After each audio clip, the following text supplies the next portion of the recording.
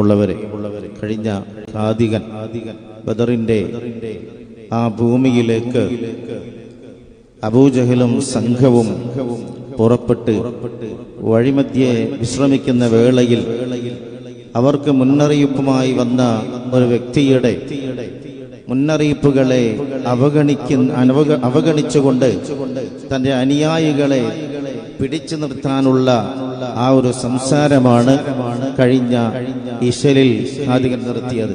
ഇൻഷാ അല്ലാഹ് അവിടെ നിന്ന് നാം പുനരാരംഭിക്കുകയാണ്. അതേക്കുറിച്ച് മഹാനായ മൊയ്ൻകുട്ടി വൈദ്യർ നവറല്ലാഹു മർക്കദഹു വിശദീകരിക്കുന്നത് നമുക്ക് കാണാം. ഇരുന്ന് നേടിർകളെ അറുക്കയും അത് ഭുജിക്കയും ഹംറ് കുടിക്കയും ഇടരെ ഭജതശ അടിക്കയും ദഫ് മണിക്കയും ചുളവിളിക്കയും തീരമയതുപോലെ തകർക്കല നമ്മളിരിക്കലോ ദിനമൊരിക്കലും സിഹറാൽ മുഹമ്മദ് എടുക്കുന്നേ ഷർഫ് ഫലിക്കുക ഒരു വിധത്തിലും ഉരത്ത് ജഹലൂടെ പൊളുകണ്ടേ ഇബ്നു സൂറൈ കണ്ടേ ഫാരിസവൻ പിണ്ടേ ഉനയി പറവത് പെരുതണ്ടേ ഒരു ചതിയണ്ടേ മനം കണ്ടേ ബിരിക ജനർകളിൽ ബിരുത്തല ജഹർ മൊഴിക്ക് നീർ മുന്തി മടക്കിലോ വെറുതെ ബേജിക്കണ്ടംഭവിക്കുമേ ഇവൻ പെടുക്കുമേ വല്ല കുടുക്കിലോ. അബൂജഹൽ ലഅനത്തുല്ലാഹി അലൈഹി തന്റെ അനുയായികളോട് പറയുകയാണ്, നമുക്ക് എത്രയും വേഗം ബദറിലേക്ക് ചെന്നു ചേരുകയും അവിടെ ഒരു 3 ദിവസം നമുക്ക് സുന്ദരമായി താമസിക്കുകയും ചെയ്യണമെന്ന് അബൂജഹൽ തന്റെ അനുയായികളോട് പറയുകയാണ്. തന്നെയല്ല, നമുക്ക് മതിവരുവോളം നമുക്ക് വേണ്ട എല്ലാ സാമഗ്രികളും എല്ലാ സജ്ജീകരണങ്ങളും ഒരുക്കിയിട്ടാണ് നാം മക്കയിൽ നിന്ന് പുറപ്പെട്ടിട്ടുള്ളത്. അതെല്ലാം അനുഭവിച്ച് ആ ബദറിൽ ഒരു 3 ദിവസം നമുക്ക് കഴിഞ്ഞുകൂടണമെന്ന് തന്റെ അനുയായികളോട് പറയുകയാണ്. തന്നെയല്ല, ആ ബദറിൽ നാം ചെന്നു ചേർന്നാൽ അവിടെ വെച്ച് നമ്മുടെ കയ്യിലുള്ള ഒട്ടകങ്ങളെ അറുത്ത് മതിവരുവോളം നമുക്ക് ഭക്ഷിക്കണം. തന്നെയല്ല, നമുക്ക് എല്ലാവർക്കും മതിവരുവോളം ഉപയോഗിക്കുന്നതിന് വേണ്ട മദ്യം നാം ഒരുമിച്ച് കൂട്ടിയിട്ടുണ്ട്. അതെല്ലാം ഉപയോഗിച്ച് ഒട്ടകത്തിന്റെ മാംസം ഭക്ഷിച്ച് നമുക്ക് സുന്ദരമായി അവിടെ കഴിഞ്ഞുകൂടണം. അപ്പോൾ നാം ഒരുപാട് വാദ്യോപകരണങ്ങൾ നാം കൊണ്ടുവന്നിട്ടുണ്ട്. ആ വാദ്യോപകരണങ്ങളെല്ലാം ഉപയോഗിച്ചുകൊണ്ട് അവിടെ വെച്ച് നമുക്ക് ഒരു 3 ദിവസം വളരെ സുന്ദരമായി കഴിഞ്ഞുകൂടണമെന്ന് ലഅനത്തുല്ലാഹി അബൂജഹൽ തന്റെ കൂട്ടുകാരോട് പറയുകയാണ്. തന്നെയല്ല, ഇത്തരത്തിൽ നമ്മൾ കഴിയുമ്പോൾ സിഹറാൽ മുഹമ്മദും എടുക്കുന്ന ഷർഫ് ഫലിക്കുക ഒരു വിധത്തിലും സിഹറനാകുന്ന ആ മുഹമ്മദിന്റെ ഒരു മാരണ വിദ്യകളിലും ഒരിക്കലും നാം അകപ്പെടുകയില്ല. മുഹമ്മദിന്റെ ഒരു കുതന്ത്രങ്ങളിലും നാം അകപ്പെടുകയില്ല എന്ന് അബൂജഹൽ തന്റെ അനുയായികളോട് പറഞ്ഞു ധരിപ്പിക്കുകയാണ്. ഈ സമയത്ത് ആ ഖുറൈശികളുടെ കൂട്ടിൽ തന്നെ ഒരു വ്യക്തി അതാ മുന്നോട്ട് കടന്നു വരികയാണ്. ആരാണ് ആ കടന്നു വരുന്നത്? ഒരു സുറൈഖിന്റെ മകൻ അഖ്നസ് എന്ന വ്യക്തി നേരെ മുന്നോട്ട് കടന്നു വന്നിട്ട് അബൂജഹലിനോട് ചോദിക്കുകയാണ്, അല്ലയോ അബുൽ ഹകം, എനിക്ക് നിങ്ങളുടെ സംസാരം കേൾക്കുമ്പോൾ എനിക്ക് ചില കാര്യങ്ങൾ മനസ്സിലാക്കാൻ കഴിയുകയാണ്. എന്താണെന്നല്ലേ നിങ്ങൾ ഈ പറയുന്നത്?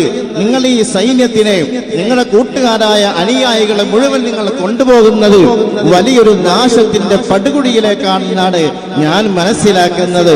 തീർച്ചയായും ഈ ഒരു യാത്ര ഒരു വിജയത്തിലേക്കുള്ള യാത്രയല്ല, നേരെ മറിച്ച് പരാജയത്തിന്റെ പടുകുഴിയിലേക്കുള്ള യാത്രയാണെന്നാണ് ഞാൻ മനസ്സിലാക്കുന്നത് എന്ന് ഈ ഇബ്നു സുറൈഖ് അബൂജഹലിനോട് പറയുകയും അവിടെ നിന്ന് ജനങ്ങളിലേക്ക് തിരിഞ്ഞു വന്നുകൊണ്ട് അഖ്നസ് പറയുകയാണ്, അല്ലയോ ജനങ്ങളെ തിരികെ ജനങ്ങളിൽ ബിരുത്തലായി ജഹൽ മൊഴിക്ക് നീർമുന്തി നടക്കിലോ.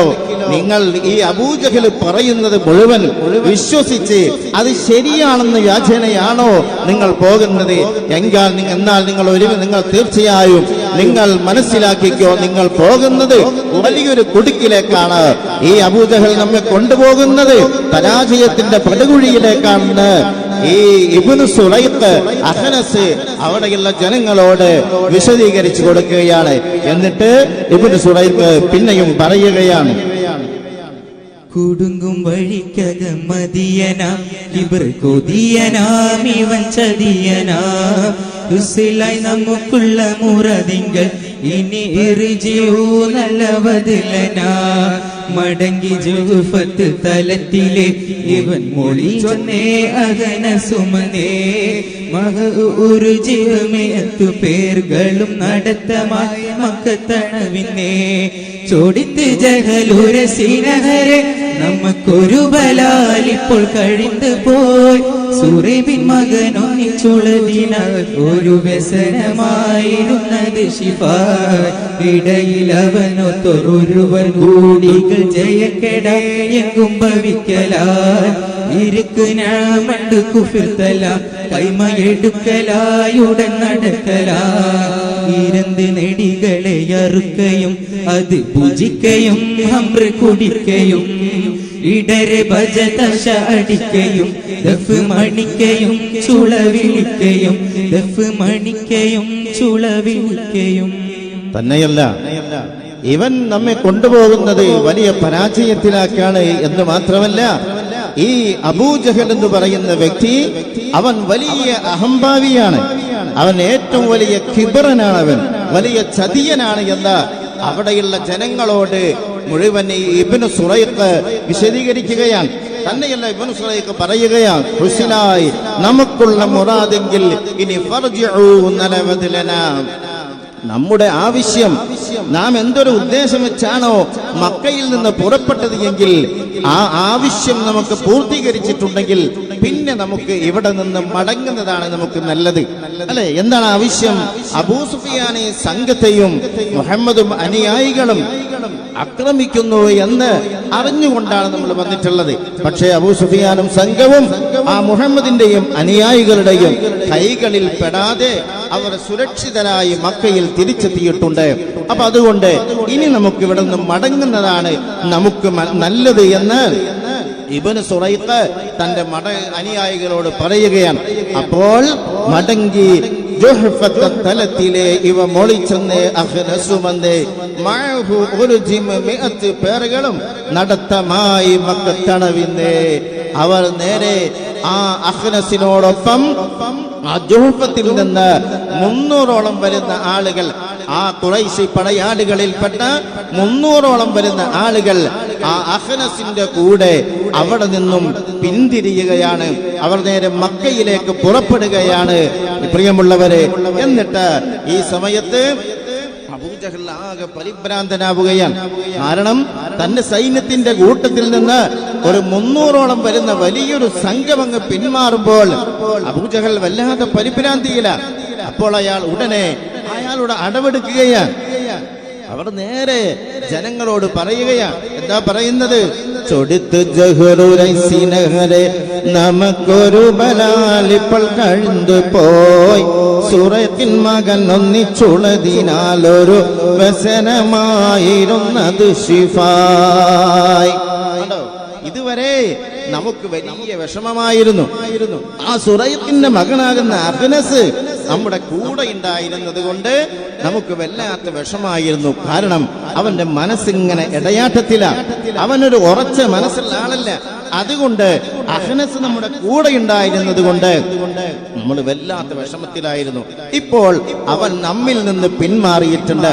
അവനും സംഘവും തിരിഞ്ഞുപോയിട്ടുണ്ട് അതുകൊണ്ട് നമുക്ക് വരാനുള്ള വലിയൊരു ബലാല് ആപത്ത് നമ്മിൽ നിന്ന് ഒഴിവായി കിട്ടിയിരിക്കുകയാണ് അതുകൊണ്ട് നമ്മൾ വലിയ സന്തോഷത്തിലാ തന്നെയല്ല ഇനി ഇവിടെ നിന്ന് നാം തീർച്ചയായും ബദറിലെത്തിയാൽ നമുക്ക് മുഹമ്മദിനെയും അനുയായികളെയും ഈ ഭൂലോകത്ത് നിന്ന് ഉന്മൂലനം ചെയ്യാൻ തീർച്ചയായും നമുക്ക് സാധിക്കും ഈ യാത്രയിൽ വിജയം നമുക്ക് സുനിശ്ചിതമാണ് എന്ന് ആ അഖ്നസ് തന്റെ അബൂജഹൽ അനുയായികളോട് പറഞ്ഞു ധരിപ്പിക്കുകയാണ് ഈ അഖ്നസെങ്ങാൻ നമ്മുടെ കൂടെ ഉണ്ടായിരുന്നെങ്കിൽ തീർച്ചയായും നമുക്ക് വിജയം കൈവരിക്കാൻ കഴിയില്ല എന്ന് പറഞ്ഞ് അബൂജഹൽ തന്റെ അനുയായികളെ തെറ്റിദ്ധരിപ്പിക്കുകയും എന്നിട്ട് അവിടെ നിന്ന് അവരുടെ ഖൈമയെല്ലാം എടുത്ത് നേരെ പുറപ്പെടുകയാണ് എവിടേക്കാണ് ഇനി അബൂജഹലും സംഘവും എവിടെയാണ് ഇനി തമ്പടിക്കുന്നത് നമുക്ക് നോക്കാം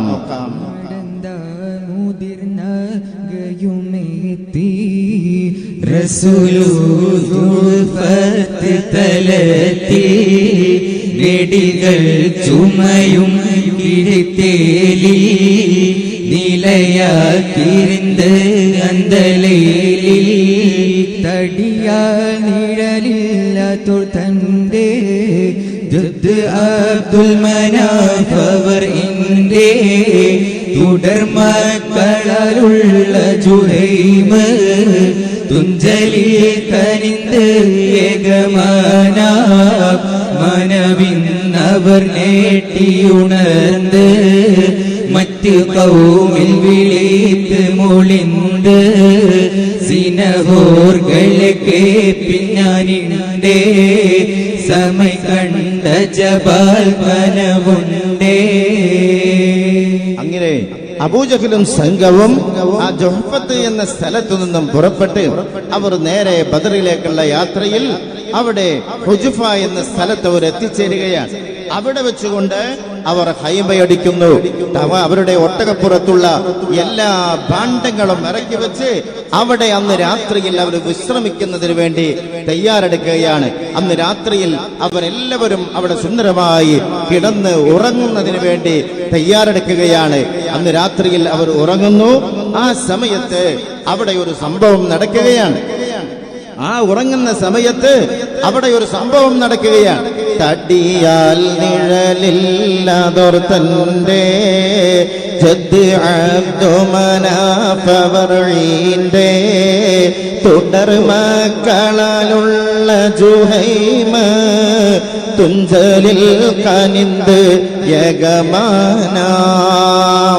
തടിയാൽ നിഴലില്ലാത്തോർ തന്റെ ആരാണ് തടിയിൽ നിഴലില്ലാത്തവരാരാ?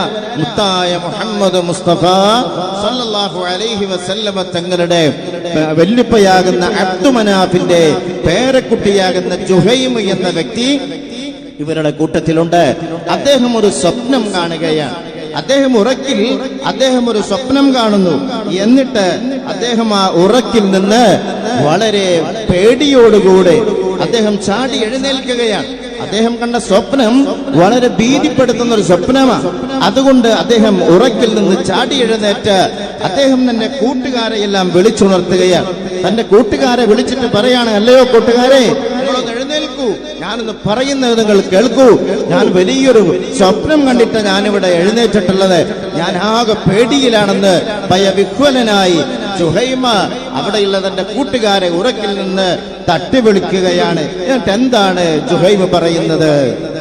കനദി ഫർസാലൊരുവൻ കൺകൈ പോലെ പരന്തിങ്ക് ബന്ധാൻ തനം നമ്മളെ സോഫുകളൊക്കെ തറച്ചോറ്റി വിളിത്തുമുരക്കെ ഒരമൂത്ത ശുചായികളോരേ ഒരേ പേരെ തിരിത്തവൻ കൂരേ നരർ മൂപ്പൻ അബ്ദുൽ ഹക്കമാത്ത് നളറും ഉമയ തുത്തുബത്ത് തരമി പഠിച്ചൽപ്പെടുവോരേ സകലം കൊല്ലപ്പെട്ടിടും ചേരേ പരമാറ്റുള്ള പേർ സകലത്തിൽ പറ്റും പറ്റും മുറിയേണ്ടു ശിരത്തിൽ.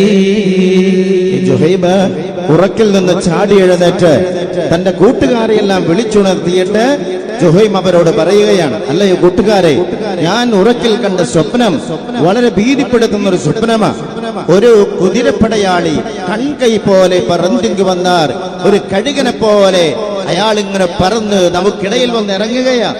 എന്നിട്ടോ പനം നമ്മളെ സ്വപ്പുകളൊക്കെ തറ ചുറ്റി വിളിച്ചു മുരക്കൈ. അയാൾ ഇങ്ങനെ നമ്മുടെ ആ സ്വപ്പുകൾക്കിടയിലൂടെ ഇങ്ങനെ ഓടി നടക്കുകയാണ്. എന്നിട്ട് അയാൾ ഇങ്ങനെ വിളിച്ചു പറയുന്നു. എന്താണ് അയാൾ പറയുന്നത്?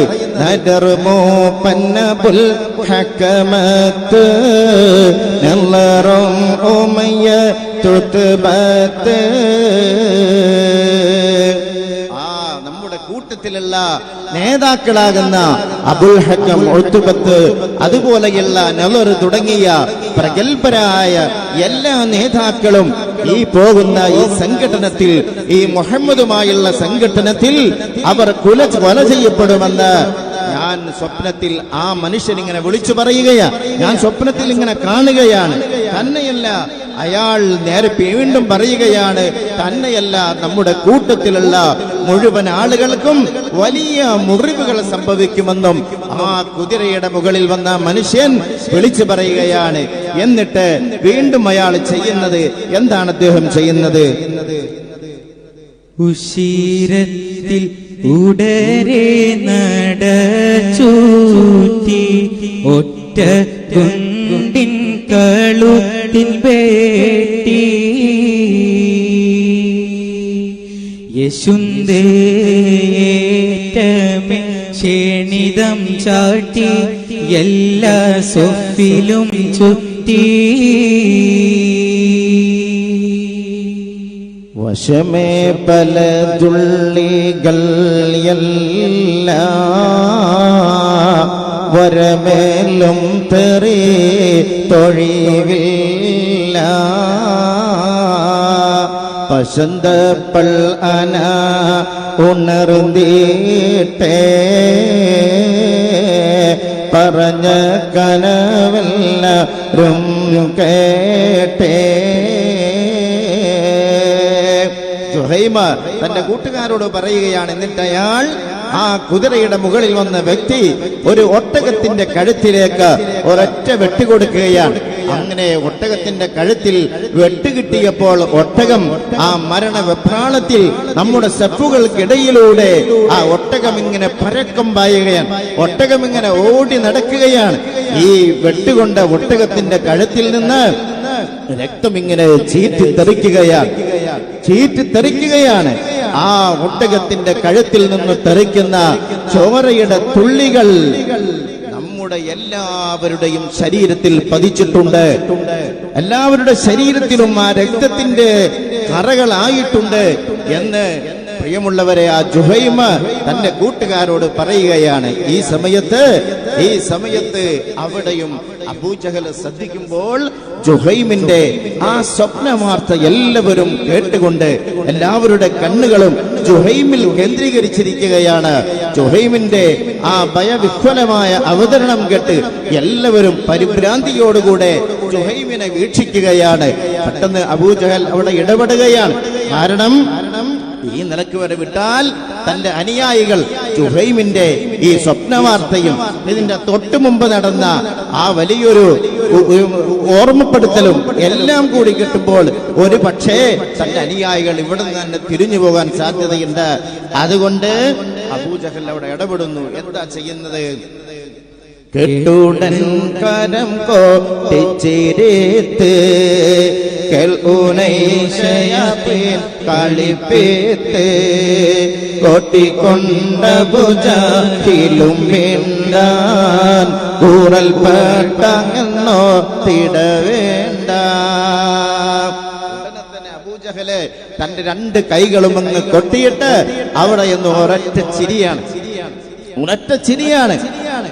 ആ ചിരി അങ്ങ് കേട്ടപ്പോൾ പ്രിയമുള്ളവരെ ജനങ്ങളെല്ലാം പെട്ടെന്ന് ഞെട്ടിത്തെരിച്ച് അവർ തിരിഞ്ഞു നോക്കുമ്പോൾ അബൂജഹൽ പറയുകയാണ്. അബൂജഹൽ ജുഹൈമിനോട് പറയുന്നു, കേൾ ഉനൈ ശയാത്തീൻ കളിപ്പിത്ത്.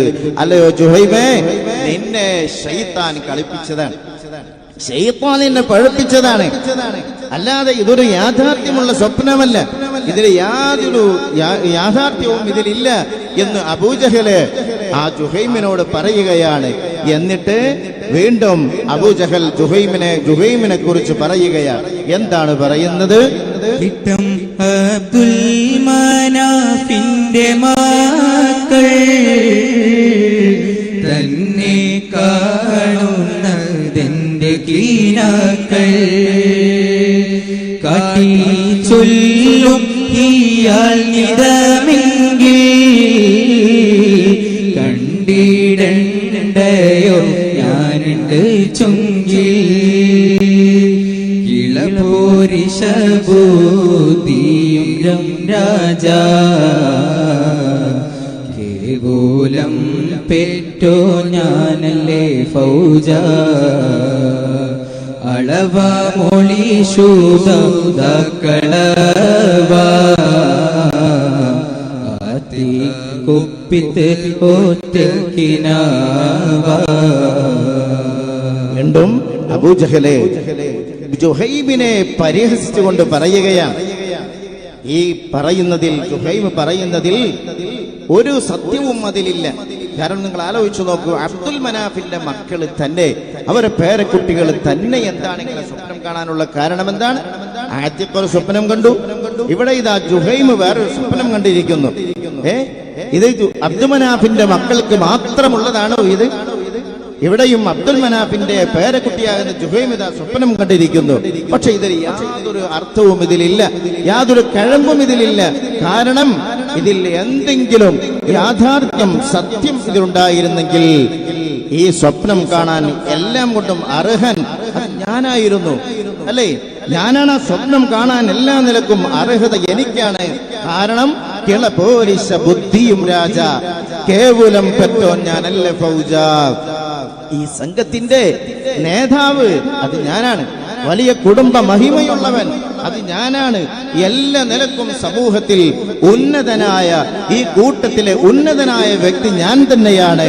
അതുകൊണ്ട് ഈ സ്വപ്നം കാണാൻ എല്ലാ നിലക്കും അർഹത അത് എനിക്കാണ് എന്ന് അബൂജഹൽ അങ്ങ് പ്രഖ്യാപിക്കുകയാണ്.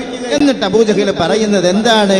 അളവം മൊഴി ശുദ്ധ കളവാം ആത്തിഖാകുപ്പിത്ത് ഒറ്റക്കിനാവാം. ഇത് ആത്തിഖ മക്കയിൽ വെച്ച് കണ്ട സ്വപ്നം, അതിനോട് ഒപ്പിച്ച് ജുഹൈം ഉണ്ടാക്കിയ ഒരു കള്ളക്കഥയാണെന്ന് പറഞ്ഞ് ജുഹൈമിനെ അങ്ങ് പരിഹാസ്യനാക്കി വിടുന്ന ഒരു അവസ്ഥയാണ് നാം അവിടെ കാണുന്നത്. തന്നെയല്ല ഈ ജുഹൈമിനെ കുറിച്ച് വീണ്ടും അബൂജഹൽ പറയുന്നത്, ജുഹൈം ഇപ്പോൾ ചെറിയൊരു പ്രവാചകനാണ്. കാരണം ഓരോ കാര്യങ്ങൾ ഇങ്ങനെ സ്വപ്ന ദർശനത്തിലൂടെ പ്രഖ്യാപിക്കുകയാണല്ലോ. അപ്പൊ അതുകൊണ്ട് ജുഹൈം ഒരു ചെറിയ പ്രവാചകനും അതുപോലെ നബിയാം മുഹമ്മദ് അത് വലിയ പ്രവാചകനുമാണെന്ന് അബൂജഹൽ തന്റെ അനുയായികൾക്ക് മുമ്പാകെ ജുഹൈമിനെ തരം താഴ്ത്തി പരിഹാസ്യനാക്കി പറയുന്ന ആ ഒരു രംഗം നാം ഇവിടെ കാണുകയാണ്. വീണ്ടും കവി വർണ്ണിക്കുന്നത് നമുക്ക് കാണാം.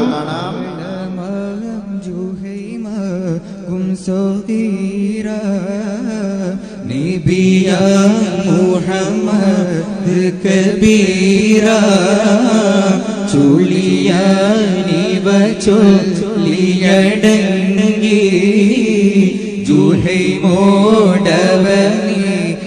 പിണങ്ങി. എന്നിട്ട് ഈ അബൂജഹലെ പറയുകയാണ്, ജുഹൈം ഒരു ചെറിയ പ്രവാചകനും മഹമ്മൂദ് വലിയൊരു പ്രവാചകനുമാണ്.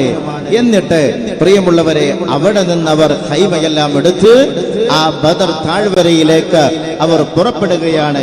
ആ ബദർ താഴ്വരയെ കുറിച്ച് മഹാകവി പറയുകയാണ്. എന്താ പറയുന്നത്? അത് അഖ്നഖുൽ എന്ന് പറയുന്ന ആ ഒരു പർവ്വതത്തിന്റെ ചെരുവിനാണ് ബദർ എന്ന് പറയുന്നത്. അഖ്നഖുൽ പർവ്വതത്തിന്റെ ഒരു ചെരുവിനാണ് ബദർ എന്ന പേരിൽ അറിയപ്പെടുന്നത്. തന്നെയല്ല, അറിവീൻ ബദർ മദീന അതരണ്ടിന്റെ കുൽമകാന അറിയാ അതിരവിന്നിലേഹ കഥമുണ്ടിരുപ തൊടുവ ബദരണ്ടവിടെ കിസ്മേക വട്ടബീരുടെ പേരുരയാക അത് കാത്തനം ചെയ്തവൻ തന്റെ അഹ്യണ്ടുലമക്കളുടെ പതിശാമിനും തൊയ്ബവിനുള്ളേ പദ കോടിയത മക്ക കൊള്ളേ അത് ജാഹിലും കൗമുകളോത്ത് ഖൈമയിട്ടന്ത് താനത്തിൽ പാർത്ത്. അറിയുക, ഈ ബദർ എന്ന് പറയുന്ന സ്ഥലം മക്കയുടെയും മദീനയുടെയും ഇടയ്ക്കുള്ള ഒരു സ്ഥലമാണ് ബദർ.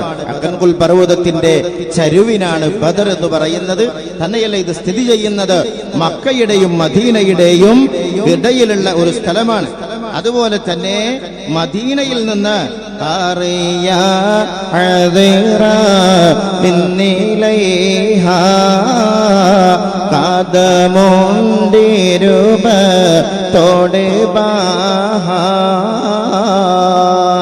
മദീനയിൽ നിന്ന് 28 കാതം ദൂരമുണ്ട്, 28 കാതം അകലെയാണ് ഈ ബദർ സ്ഥിതി ചെയ്യുന്നത്. ഈ സ്ഥലത്തിന് ബദർ എന്ന് പറയുന്ന സ്ഥലത്തിന് പേര് വരാനുള്ള കാരണം മഹാന്മാരായ ആലിമീങ്ങൾ രേഖപ്പെടുത്തുന്നത് എന്താണ്? ഇത് പിന്നെ പേര് വരാനുള്ള കാരണം എന്താണ്? അവിടെ ഒരു കിണറുണ്ട്, നല്ല വൃത്താകൃതിയിലുള്ള ഒരു ചന്ദ്രന് തുല്യമായ നല്ല വൃത്താകൃതിയിലുള്ള ഒരു കിണർ അവിടെയുണ്ട്. അതുകൊണ്ടാണ് അവിടെ ഈ പേര് വരാനുള്ള, ഈ സ്ഥലത്തിന് ബദർ എന്ന് പേര് വിളിക്കാനുള്ള കാരണമെന്ന് പറയുന്നു. അതുപോലെ തന്നെ അത് കാനനം ചെയ്തവൻ തന്റെ ആഹ്യണ്ടും മക്കള് ബിണ്ടേ. തന്നെയല്ല, ഈ കിണർ ഉണ്ടാക്കിയ വ്യക്തിയുടെ പേരാണ് ബദർ എന്ന്. അതിന്റെ പേരിലാണ് ആ സ്ഥലത്തിന് ബദർ എന്ന് പറയുന്നതെന്നും ചരിത്രകാരന്മാർ രേഖപ്പെടുത്തുകയാണ്. അതുപോലെ തന്നെ പദ്ശാമെന്നും ത്വയ്ബാവിനുള്ളേ പദകൂടിയതാം മക്കം കൊള്ളേ പദ് ജാഹിലും മുകളത്ത് കൈമയേട്ടന്റെ താനത്തിൽ പാർത്ത്. അങ്ങനെ പ്രിയമുള്ളവരെ, ആ ഷാമിന്റെയും മക്കയുടെയും ഇടയിലുള്ള ഷാമിൽ നിന്നും മക്കയിലേക്കുള്ള, മക്കയിൽ നിന്നും ഷാമിലേക്കുള്ള ഒരു പാതയാണ് ഈ ബദർ എന്ന് നമുക്ക് പ്രിയമുള്ളവരെ മനസ്സിലാക്കാൻ കഴിയും. അതുപോലെ മദീനയിൽ നിന്ന് വന്നു ചേരാൻ കഴിയുന്ന ആ ഒരു സ്ഥലമാണ് ബദർ എന്ന പേരിൽ അറിയപ്പെടുന്നത്. പ്രിയമുള്ളവരെ, അങ്ങനെ അബൂജഹലും സംഘവും ആ ബദറിൽ എത്തിച്ചേരുന്നു. എന്നിട്ട് അവിടെ വെച്ച് അവിടെ അവർ ഹൈമകൾ അടിച്ച് അവിടെ താമസിക്കുകയാണ്. അവിടെ ഹൈമയടിച്ച് നിൽക്കുന്ന ആ രംഗമാണ് ഈ ഇശലിലൂടെ കവി വിവരിക്കുന്നത്. ഇനി ഇൻഷാ അല്ലാഹ് അടുത്ത ഭാഗം അടുത്ത ഖാദിയൻ നമ്മോട് വിശദീകരിക്കും.